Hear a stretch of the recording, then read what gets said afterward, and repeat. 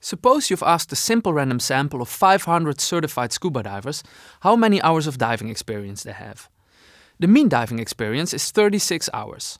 The standard deviation is 8 hours. The sample distribution of the variable hours of diving experience is approximately normal. Based on this sample information, you want to draw inferences about population parameter mu. This is what we call inferential statistics. Based on sample information, we draw conclusions about the population from which the sample is drawn. There are two methods of inferential statistics. 1. Inference about interval estimation by means of confidence intervals. And 2. Inference about point estimation using significance tests. In this video, I will show you that these methods are closely related. Suppose that you expect that the mean number of diving hours of certified scuba divers differs from 35, and that you're going to do a significance test. We're interested in the mean, so these are our statistical hypotheses. The null hypothesis is mu equals 35, and the alternative hypothesis is mu does not equal 35. Our assumptions are met. Our analysis is based on a simple random sample, and we're dealing with a large sample, which is, moreover, also approximately normally distributed. Our test statistic equals 36 minus 35 divided by 8 divided by the square root of 500. That equals 2.80. The sampling distribution looks like this, and we can find in the t-table that the critical value corresponding to a two-tailed test with a significance level of 0.05 is 1.984. So this is the rejection region.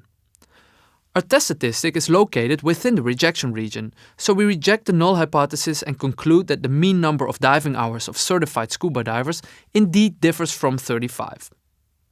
Now, what happens if we construct a 95% confidence interval? This is the formula we employ. The sample mean plus and minus the t-score for the 95% confidence level times the standard error, which equals the standard deviation divided by the square root of the sample size. The relevant t-score is 1.984, which leads to the following equation. 36 plus and minus 1.984 multiplied with 8 divided by the square root of 500. The lower endpoint then is 35.29. The higher endpoint is 36.71. We can thus be confident that with repeated sampling, this interval would contain the actual population mean 95% of the time. The interval gives us a range of plausible values for the population mean. Just like the significance test, this confidence interval suggests that the population mean differs from 35. In general, the results of a two-tailed significance test are in line with conclusions coming from a confidence interval. More specifically, if the p-value in a two-tailed significance test is equal to or smaller than 0.05, a 95% confidence interval does not contain the null hypothesis value. Similarly, if the p-value in a two-tailed test is larger than 0.05, then the 95% confidence interval will contain the null hypothesis value. This makes sense, right? The null hypothesis value is a plausible value, so we shouldn't reject the null hypothesis. This is represented in this figure. You can see that the observed value of 36 is located within the rejection region and that the confidence interval does not contain the null hypothesis population mean.